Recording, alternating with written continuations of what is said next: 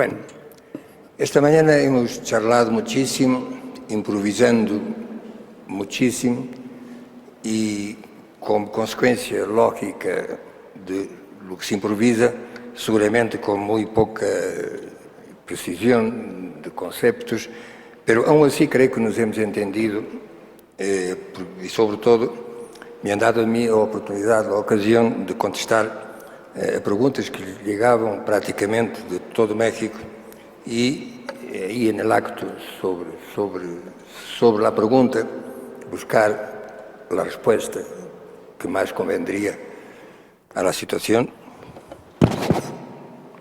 y al momento. Lo que yo traigo agora aquí es distinto, es una conferencia, palavras puestas em papel, portanto, supostamente mais pensadas, mais organizadas. Espero que, ao final, eu não tenha que quedar-me ou não tenha que chegar à conclusão que melhor seria improvisar e vosotros podereis, quizá, dizer, bueno, a conferência não estava mal, pero me gostaria haber visto o senhor que estava falando bajar ao ruedo e enfrentar-se diretamente ao touro, porque agora aqui o touro está contenido, aqui está domesticado. Vamos a ver o que ocorrerá. A conferência, porque assim lo é, se chama El Nombre y la Cosa. Se supone que se eu digo El Nombre y la Cosa, eu tenho que explicar que aquilo que está ali tem o nome da botella e é algo que supostamente cumpre a função da botella. E neste caso, e lo digo já para que nos empecemos a entendernos, a coisa não va muito bem com o nome e o nome não está muito de acordo com a coisa. E por isso é que a conferência se chama El Nombre y la Cosa. Arranco com duas citas de Aristóteles, ambas extraídas da Política, uma obra de Aristóteles que se chama Política. A primeira cita, sintética, nos diz que em democracia os pobres são soberanos porque são o maior número e porque a vontade da maioria é lei. Transparente, nada mais claro. Em democracia, os pobres são soberanos porque são mais e porque a vontade da maioria é lei. A segunda cita, que comienza anunciando uma restrição ao alcance da primeira, ao final resulta que la ensancha e completa, de tal forma que ela mesma se eleva hasta a altura de um axioma. É aqui o que diz essa cita. A igualdade no Estado pide que os pobres não tenham mais poder que os ricos, que não sejam eles os únicos soberanos, mas que lo sejam todos em la proporção do número existente de uns e de outros. Este, sigue dizendo Aristóteles, este parece ser o meio que tem o Estado de garantizar eficazmente a igualdade e a liberdade. Se não erro demasiado em la interpretação deste passagem, o que Aristóteles nos está dizendo aqui é que os cidadãos ricos, aunque participem com toda a legitimidade democrática no governo de la polis, sempre estariam em minoria, por la força de uma imperativa e incontestável proporcionalidade. Em algo, Aristóteles acertava. Que se sepa, ao largo de toda a história, jamás os ricos han sido mais que os pobres. Pero el acerto del filósofo desta esquina, pura obviedade aritmética, se hace añicos al chocar contra la dura muralla de los hechos. Los ricos siempre han sido quienes han gobernado el mundo o quienes siempre han tenido quien por ellos lo gobierna. Y hoy, más que nunca. No me resisto a recordarles, sufriendo con mi propia ironía, que para el discípulo de Platón, el Estado era la forma superior de moralidad. Curioso. Se me permitem, repassaria um pouco, resumindo o que acabei de dizer. Aristóteles empieza por dizer que em democracia os pobres são soberanos porque são em el maior número e porque a vontade da maioria é lei. Pero luego añade que os ricos têm que estar en el gobierno de la polis para que não se dijera que aqui há uma exclusión. No, tiene que estar, pero en la proporción del número. Por lo tanto, tendríamos un gobierno de coalición, pobres, ricos, en que los pobres serían más, porque son más, en mayor número. Los ricos estarían allí, se encargarían quizá de los transportes o del medio ambiente, mejor que no tocaron en la hacienda. Pero finalmente hay algo inquietante y a la vez estimulante. Esta idea de que para Aristóteles el Estado era a forma superior de moralidade.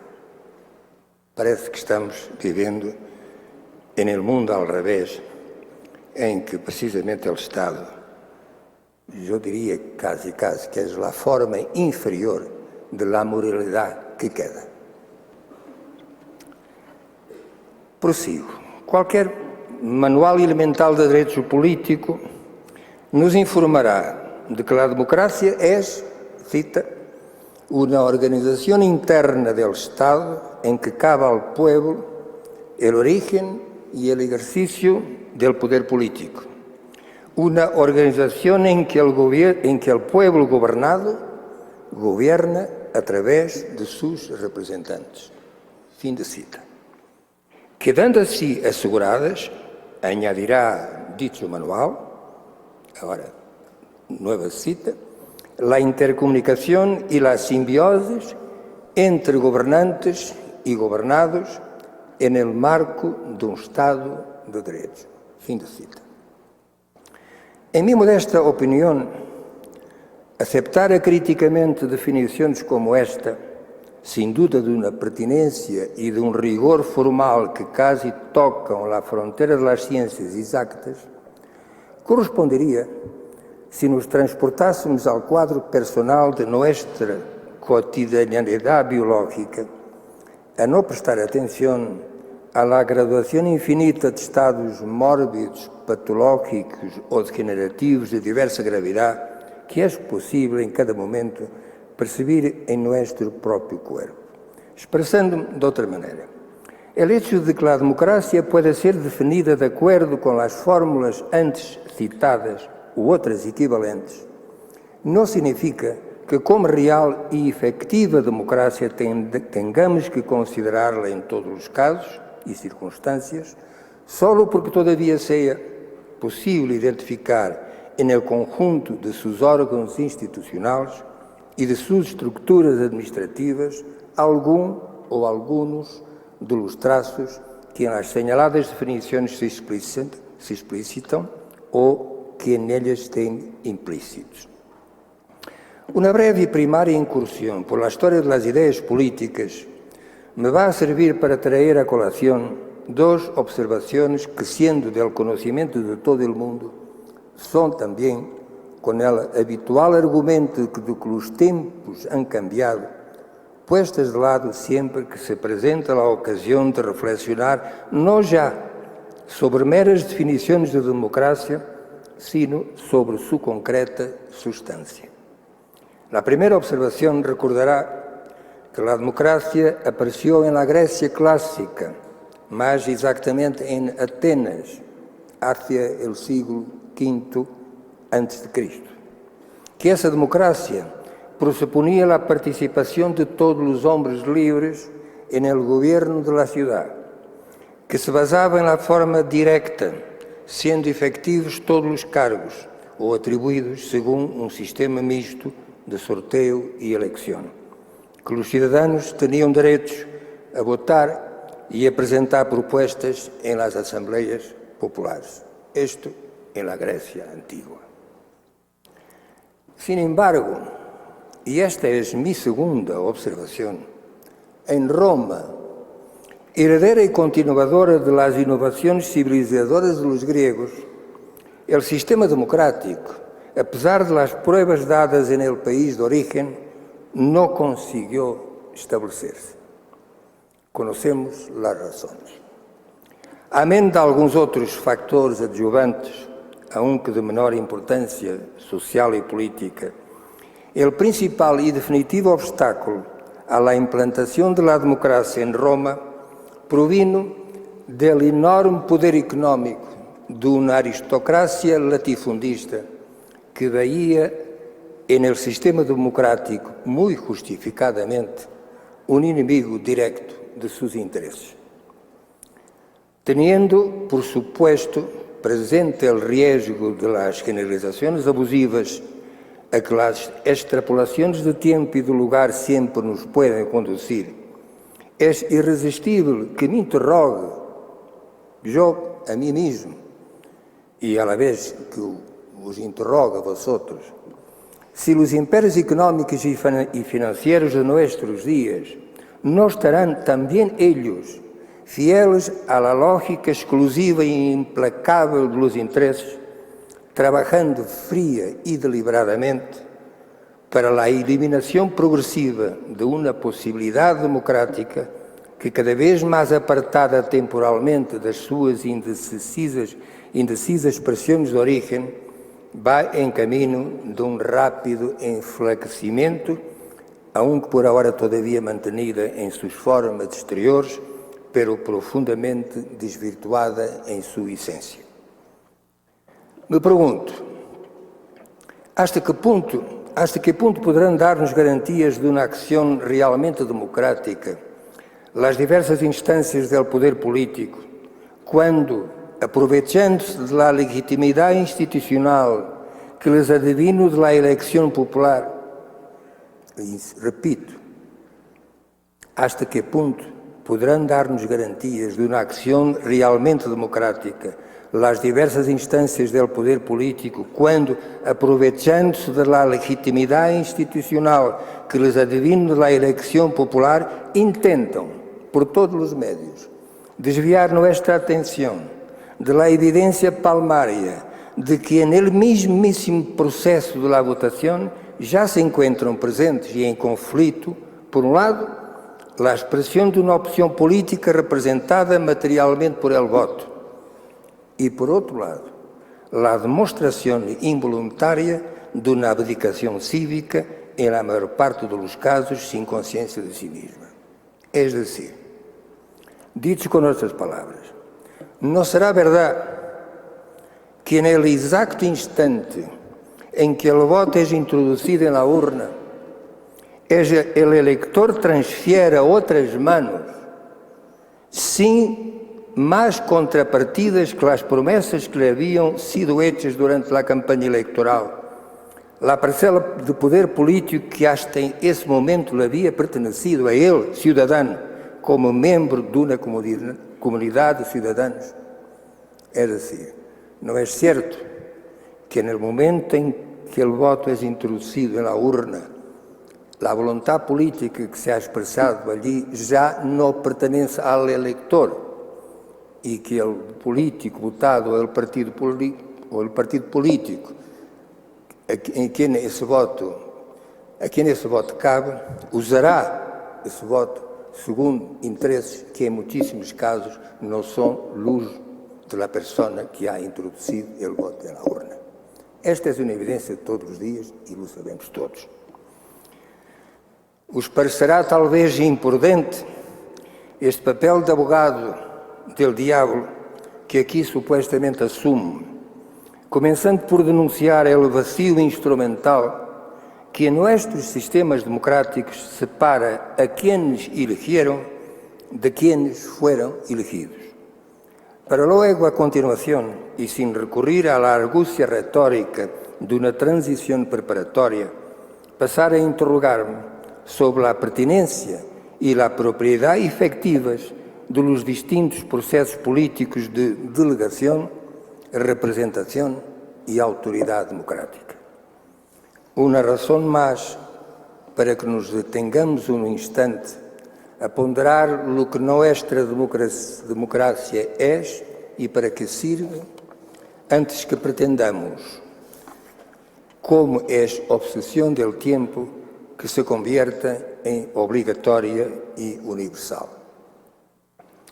Porque esta caricatura da democracia, que como missionários de uma nova religião andamos, já seja por la persuasão, já seja por la fuerza, querendo difundir e instalar en el resto do mundo, não é a democracia dos sábios e ingênuos griegos, sino aquela outra que os pragmáticos romanos haberiam implantado em suas terras se en ello hubieran encontrado alguma utilidade.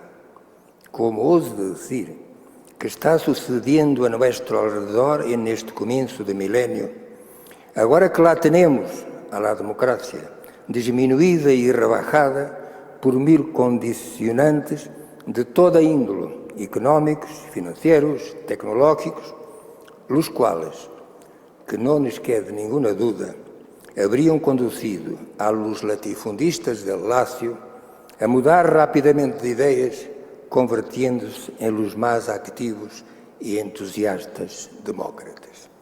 Entre comillas, demócratas. A esta altura do discurso, é mais provável que no espírito de muitos dos que a esta hora me vierem escutando com benevolência, empiece a despuntar a incómoda suspeita de que o orador não tem nada de demócrata. Lo que, como não deixarão de recordar os melhor informados, perteneceria ao domínio das verdades óbvias, conhecidas como são generalmente minhas inclinações ideológicas. Que não é este o lugar, nem é este o momento de justificar ou defender, já que só me é proposto trazer aqui algo do que vou pensando sobre a ideia, a suposição, a convicção ou a esperança de que estemos caminhando todos juntos hacia um mundo realmente democratizado, caso em que estaríamos finalmente convertendo em realidade 2 milénios e meio depois de Sócrates, Platão e Aristóteles, e em um nível superior de consecução, a quimera grega de uma sociedade harmoniosa, agora já sem qualquer diferença entre senhores e escravos, segundo afirmam as almas cândidas que todavia creem em la perfeição.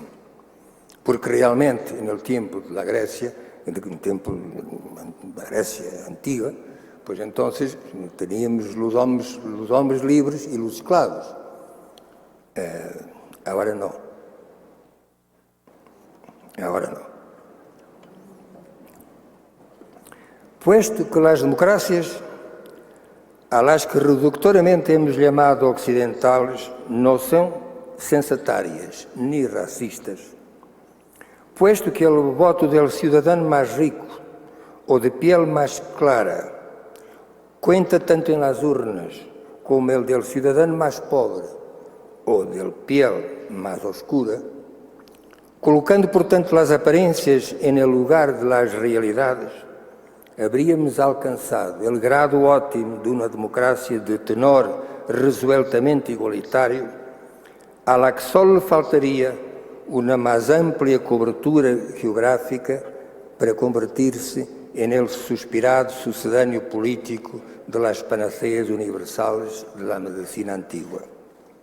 Agora bem, se me permite echar alguma água fria nestes superficiais hervores, direi que as realidades brutais do mundo em que vivimos hacen irrisorio el cuadro idílico que acabo de describir y que siempre,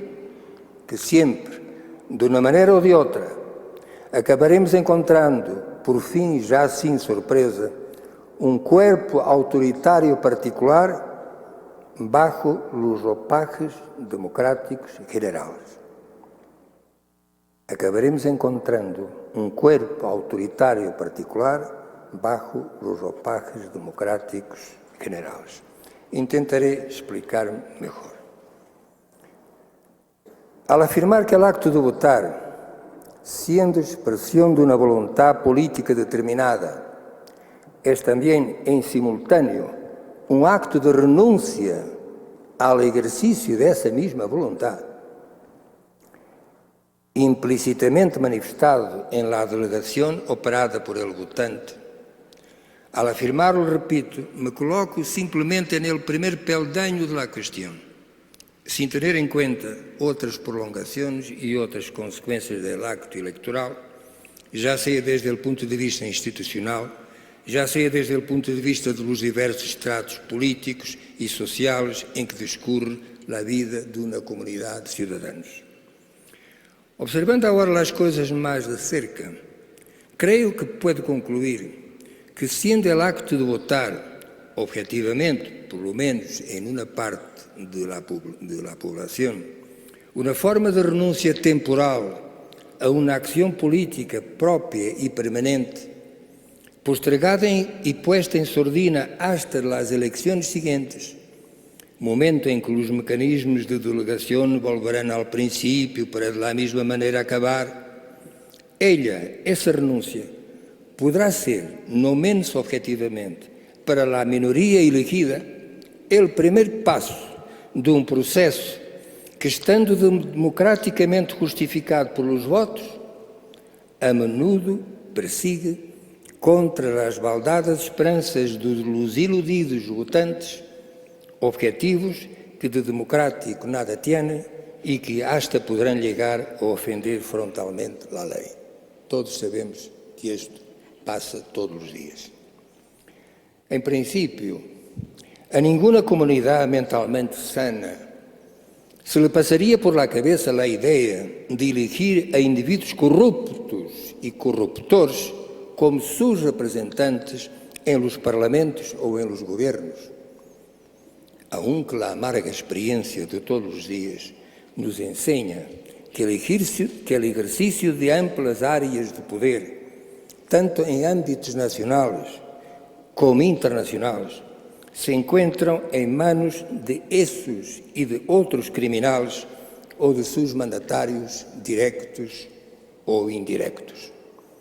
Nenhum escrutínio, nenhum exame microscópico dos votos anónimos depositados em uma urna seria capaz de hacer visível, por exemplo, as señales delatoras de las relações de concubinato entre os Estados e os grupos económicos internacionais, cujas ações delictuosas, incluindo as bélicas, estão conduzindo hacia a catástrofe o planeta em que vivimos. Aprendemos de los libros e as lecciones de la vida lo confirmam, que por mais equilibradas que se apresentem as estruturas institucionais e seu correspondente funcionamento, de pouco nos servirá uma democracia política que não haya sido constituída como raiz de uma efetiva e concreta democracia económica e de uma não menos concreta e efetiva democracia cultural. Decir-lo em los dias que correm há de parecer mais que uma banalidade, um exausto lugar comum herdado de certas inquietudes ideológicas do passado. Pero seria o mesmo que cerrar os ojos à realidade, não reconhecer que aquela trinidade democrática, política, económica, cultural, cada uma complementária das outras, representou, em el tempo de sua prosperidade como projeto de futuro, uma das mais congregadoras bandeiras cívicas que alguma vez em la história recente foi capaz de comover corações, estremecer consciências e mobilizar voluntades. Hoy, despreciada y arrojada al basurero de las formas que el uso como un zapato viejo cansó y deformó. La idea de una democracia económica, por muy relativizada que tuviera que ser, ha dado lugar a un mercado obscenamente triunfante y la idea de una democracia cultural ha sido sustituida por una no menos obscena masificación industrial de las culturas, esse falso melting pot com que se pretende enmascarar o predomínio absoluto de uma delas. Queremos haver avançado, pero de hecho retrocedemos. E cada vez se hará mais absurdo falar de democracia se persistimos no equívoco de identificá-la com suas expressões quantitativas e mecânicas, essas que se chamam partidos, parlamentos e governos, sem proceder antes a um exame sério e concluente do modo em que estes utilizam o voto que os colocou no lugar que ocupam. Uma democracia que não se auto-observe, que não se auto-examine, que não se auto-critique, estará fatalmente condenada a anquilosar-se. Não se concluía de lo que acabo de dizer que estou em contra da existência de partidos. Sou militante do UNO. Não se pense que aborrezco os parlamentos, os queria, isso sim, mais laboriosos e menos habladores. E tampouco se imagine que sou o inventor de uma receita mágica que permitirá a los pueblos, de agora em adelante, viver felizes sem ter que suportar governos. Simplesmente me nego a admitir que só seja possível governar e desejar ser governado de acordo com os modelos democráticos em uso, a meu entender, incompletos e incoerentes. Esses modelos que, numa espécie de assustada fuga hacia adelante, pretendemos erigir em universais, como se no fundo só quiséssemos ouvir de nossos próprios fantasmas em vez de reconhecê-los como o que são e trabalhar para vencê-los. Chamei incompletos e incoerentes aos modelos democráticos em uso porque realmente não vejo a maneira de designá-los de outra forma. Uma democracia bem entendida, inteira, redonda e radiante, como um sol que por igual a todos iluminara, deveria, em nome da pura lógica, começar pelo que temos mais à mão, é decir, o país onde nascemos, a sociedade em que vivimos, a calle onde moramos. Se esta condição não é observada, e a experiência de cada dia nos diz que não lo é, todos os raciocínios e práticas anteriores, é decir, o fundamento teórico e o funcionamento experimental do sistema, estarão, desde o princípio, viciados e corrompidos. De nada servirá limpiar as águas do rio a seu passo por la cidade se o foco contaminador está no nascimento. Já hemos visto como se ha vuelto obsoleto, passado de moda e hasta incluso ridículo, invocar os objetivos humanistas de uma democracia económica e de uma democracia cultural, sem os quais o que chamamos democracia política ha quedado reduzido à la fragilidade de uma cáscara, quizás brilhante e coloreada por bandeiras, carteles e consignas, pero vazia de conteúdo cívicamente nutritivo. Querem, sin embargo, as circunstâncias da vida atual, que incluso essa delgada e quebradiça cáscara das aparências democráticas, aunque preservadas por el impenitente conservadorismo do espírito humano, ao que suelen bastar as formas exteriores, os símbolos e os rituais, para seguir creyendo em la existência de uma materialidade já carente de coesão, ou de uma transcendência que ha dejado perdidos por el camino, el sentido e el nombre, querem as circunstâncias da vida actual, repito, que los centelleos y los colores que hasta ahora han adornado ante nuestros mal resignados ojos las desgastadas formas de la democracia política se estén tornando rapidamente opacas, sombrías, inquietantes, quando não despiadadamente grotescas, como caricatura de uma decadência que se vai arrastando entre mofas de desprezo e último aplausos irónicos ou de interessada conveniência.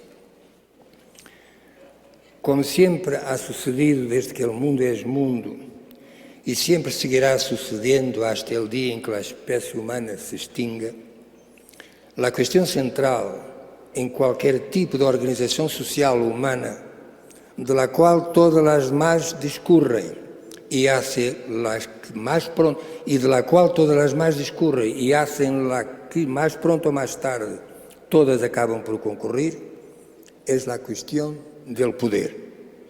E o principal problema teórico e prático com que nos enfrentamos está em identificar quem lo detenta, de averiguar como llegó hasta él, de verificar el uso que de él hace, los medios de que se sirve y los fines a los que apunta.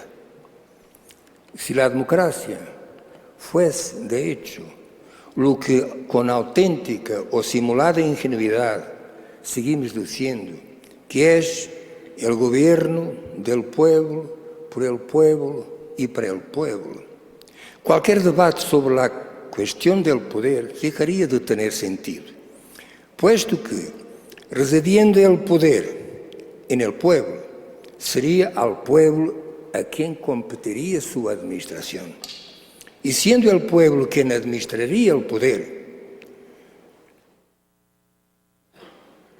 está claro, e sendo o pueblo quem administraria o poder, está claro que só lo poderia fazer para seu próprio bem e para sua própria felicidade, pois a isso lo estaria obrigando aquilo que llamo, sem nenhum rigor conceptual, a lei da conservação da vida. Ora bem, só espírito perverso, panglossiano hasta el cinismo, tendrá a ousadia de afirmar que o mundo em que vivimos é satisfatoriamente feliz. Este mundo, por el contrário, nadie deveria pretender que lo aceptáramos tal como é, só por el hecho de ser, repetindo el cansado lugar comum, el mejor de todos os mundos possíveis. Também insistentemente se afirma que a democracia é o sistema político menos malo de todos quantos hasta hoje se han inventado. E não se repara em que talvez esta aceitação resignada de uma coisa que se contenta com ser a menos mala seja o que nos anda frenando o passo que nos conduziria a algo melhor. Por sua própria natureza, o poder democrático será sempre provisional e conjuntural. Dependerá da estabilidade do voto, da fluctuação das ideologias e dos interesses das classes. E, como tal, hasta poderá ser visto como uma espécie de barómetro orgânico que vá registrando as variações da vontade política da sociedade. Pero ayer como hoy, e hoy com uma amplitude cada vez maior, abundam os casos de alterações políticas aparentemente radicais que tiveram como efeito radicais alterações de governo, pero que não estiveram acompanhadas das alterações sociais, económicas e culturais igualmente radicais que o resultado do sufrágio parecia haver prometido. Efectivamente, dizer hoje governo socialista, ou social-demócrata, ou conservador, ou liberal, e chamar-lhe poder, não é mais que uma operação de cosmética barata. É pretender nombrar algo que simplesmente não se encontra onde se nos quer fazer crer. Em outro e inalcançável lugar está o poder real, o poder económico, esse cujos contornos podemos perceber em filigrana tras as tramas e as redes institucionais, pero que invariavelmente se nos escapa quando intentamos acercar-nos. e que invariavelmente contra-atacará se alguma vez tivermos a louca habilidade de reducir ou disciplinar su domínio, subordinando-lo a las pautas reguladoras del interés general. Con otras y más claras palabras, afirmo que los pueblos no eligieron a sus gobiernos para que los llevasen al mercado, y que es el mercado quien condiciona con todos los medios a los gobiernos para que le lleven los pueblos. Y si se habla de mercado, es porque él es, en los tiempos modernos, el instrumento por excelencia del único poder realmente digno de ese nombre, el poder económico y financiero, transnacional y pluricontinental. Esse que não é democrático porque não lo eligió el pueblo, que não é democrático porque não está regido por el pueblo, que finalmente não é democrático porque não contempla a felicidade del pueblo. Não faltarão sensibilidades delicadas que considerem escandaloso e gratuitamente provocador o que acabo de dizer. Incluso quando não tenho mais remédio que reconhecer que não é hecho nada mais que enunciar algumas verdades transparentes e elementares, dados corrientes da experiência, simples observações do sentido comum.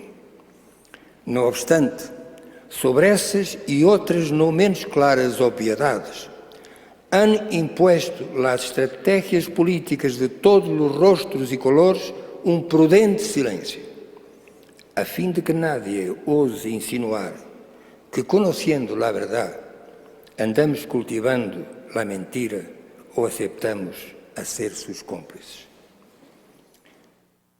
Enfrentemos, portanto, os hechos. O sistema de organização social que hasta aqui hemos designado como democrático se ha convertido cada vez mais em uma plutocracia, governo de los ricos, e é cada vez menos uma democracia, governo del pueblo. É impossível negar que a massa oceânica de los pobres deste mundo, sendo generalmente chamada a elegir, nunca é chamada a governar. Os pobres nunca votariam a um partido de pobres, porque um partido de pobres não teria nada que prometer-lhes.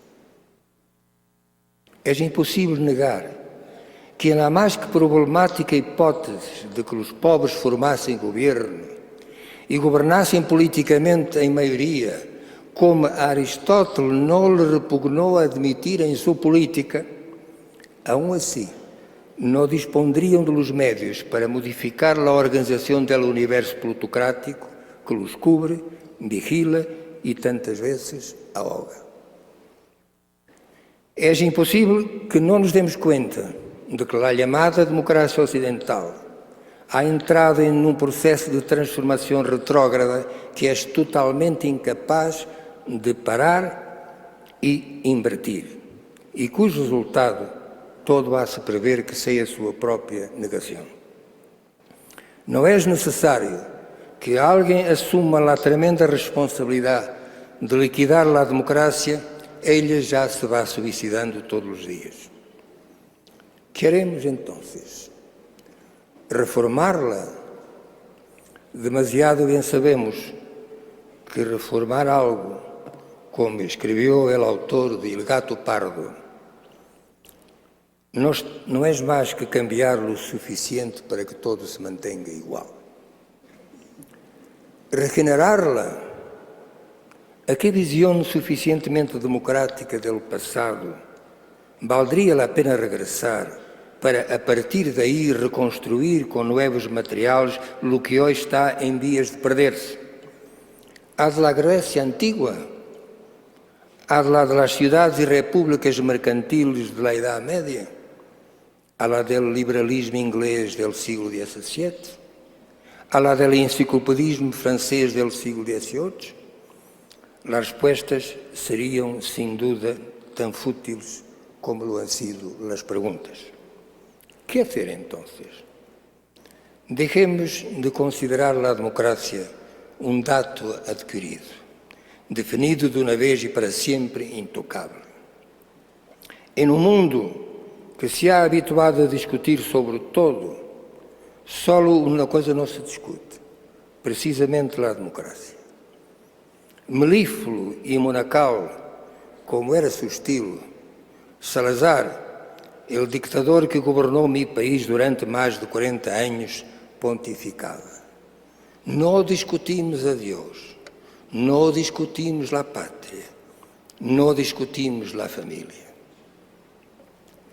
Dizia ele.